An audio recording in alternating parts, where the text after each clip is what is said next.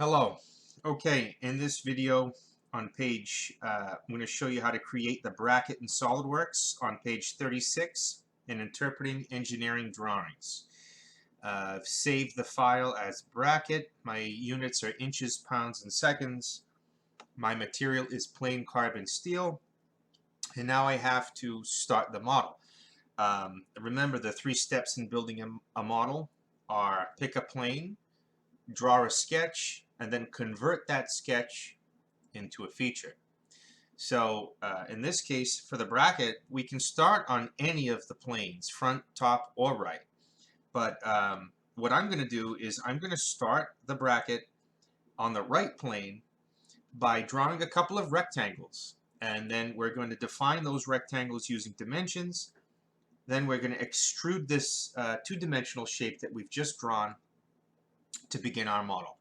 So I'm going to start by right-clicking on the right plane and selecting the Sketch button from the flyout toolbar. Now I'm inside of a sketch. I can clearly see my origin, and I'm going to begin my rectangle starting right on that origin. And then I'm going to draw a smaller rectangle on the inside. I'm trying to match the geometry that I see on the right surface of the part on page 36. Now, using the dimensions provided in the book, I can fully define my geometry, because blue geometry means that it is underdefined. Solid black geometry means it has a home, which means these two lines are connected to the origin. That's why they're a different color. So let's use Smart Dimension. The width of this part is 2 inches. The height of the part is 1.5. This smaller rectangle is 0.3 inches away. It's a 1/2 inch wide. The distance from the right edge of the rectangle to the right edge of the part is 0.4. And then the length of this rectangle is 1.2. So using the dimensions in the book, I used Smart Dimension over and over again until SolidWorks was happy with the amount of dimensions that I added. I don't need to add another dimension. If I tried to add another dimension here, it wouldn't let me, right? It's basically saying, no, you can't do that. So let's see.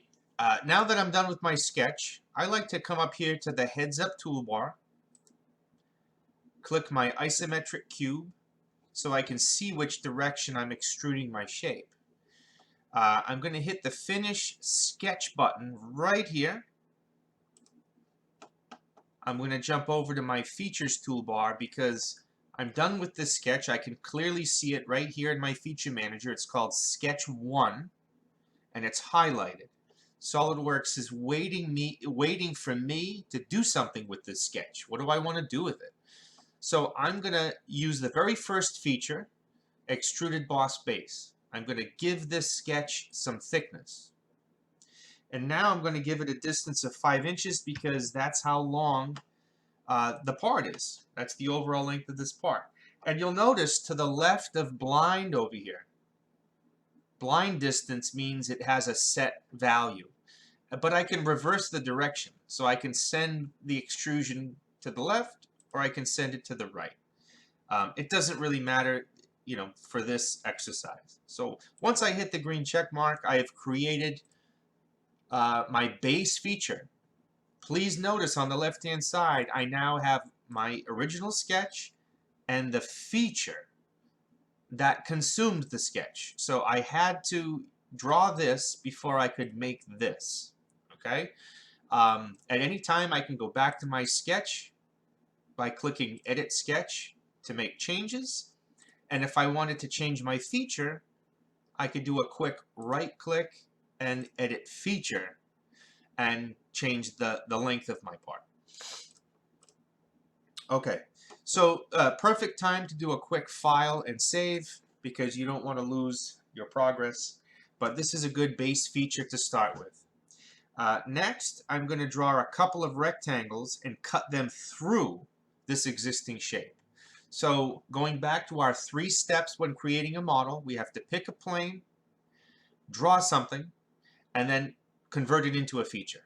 So here's my plane. I'm going to create a new sketch on this surface, and I don't want to sketch on this angle, so I'm going to click my normal to button and then draw a couple of rectangles. I'll put one there, I'll put one here, and now I'm going to start adding some dimensions. So looking at page 36, it looks like the width here is 1.1. This distance is 0.9. I'll come over here and do the same thing. Now I could use a relation here. I could say that this line is equal to the length of that line. But adding dimensions like this is just as easy.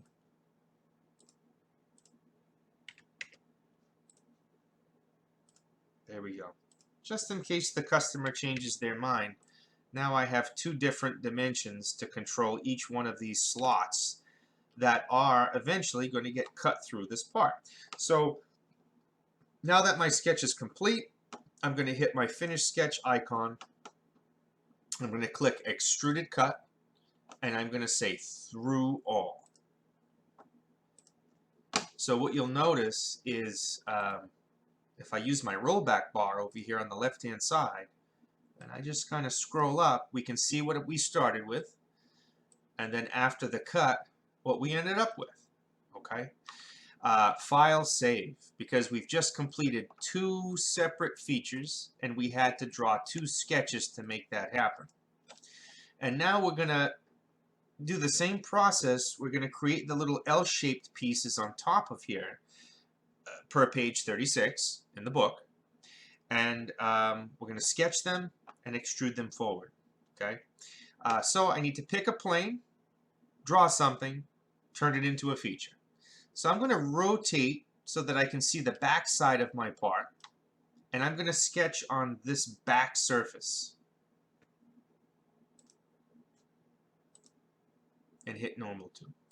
So now I am sketching on the back of the part, looking from the back forward. I'm going to draw one L-shaped piece. So I'm on the back of the part, sketching the geometry. And I'm going to rotate my part back to my isometric so you can see what I mean by sketching on the back of the part. So if this is the front of the part, I'm on the back. Okay? So as I'm sketching, I'm looking at the back of it. So I'm going to dimension one L shape first. I'm not going to worry about the second one, and I'll explain in a minute. But let me just add these dimensions.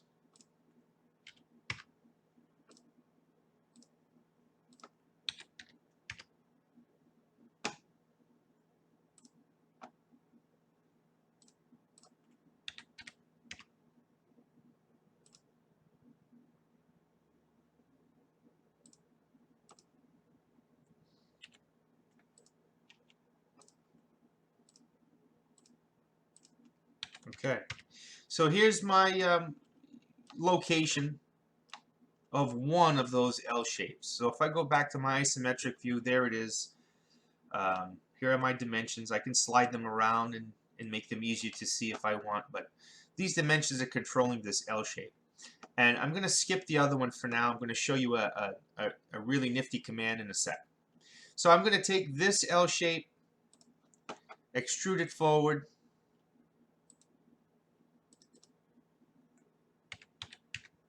to the 1.4 inches that's in the book, and there it is. File, save. So now I have 3 sketches, 1, 2, 3, and I have 3 features that is building this model. So the last feature I'm going to use is the mirror command. So from the feature manager, or from your features toolbar, I'm going to click mirror. The first thing SolidWorks wants is a mirror plane. In other words, what surface or plane am I going to choose that cuts through the middle of my part? So I'm going to expand my feature manager here just by clicking on this little arrow, and I'm going to choose the plane that cuts through the middle of the part.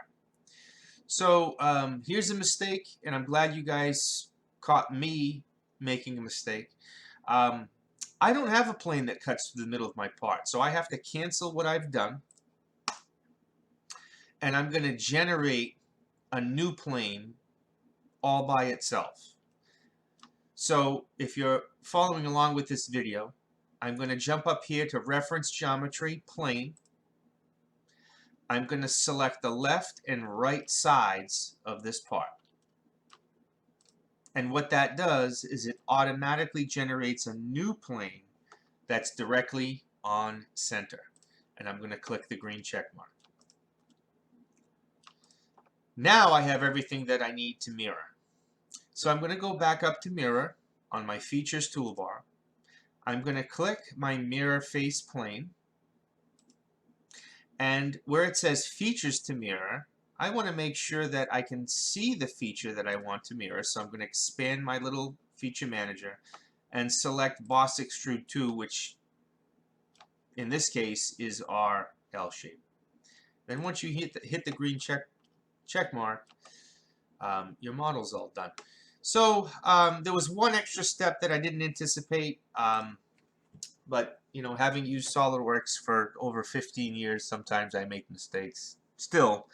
But you can see that there are ways around things, quick fixes. So I added the plane, put it in the middle of the part, and got around my error. But let's see what this thing weighs using plain carbon steel.